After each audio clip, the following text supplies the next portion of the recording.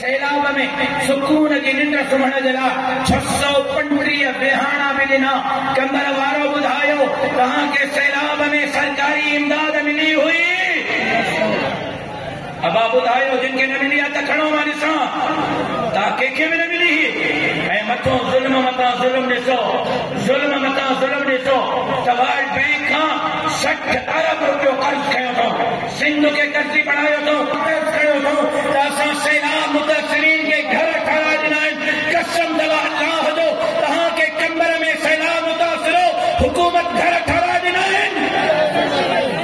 60 अरब विया।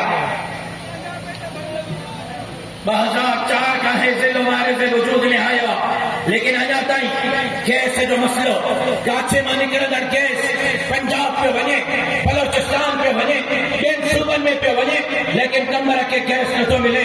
गाछे सां गॾु जेका ॻोठ आहिनि उन्हनि खे गैस नथो मिले। मक़ामी माण्हुनि खे गाछे मां रॉयल्टी नथी मिले। गाछे जे गैस फील्डनि में बुहारीअ वारा, कपिड़नि जे इस्त्रीअ वारा, मस्जिद जा मौज़िन ऐं पेश इमाम बि पंजाब मां आंदा अथऊं, ॿियनि सूबनि मां आंदा अथऊं।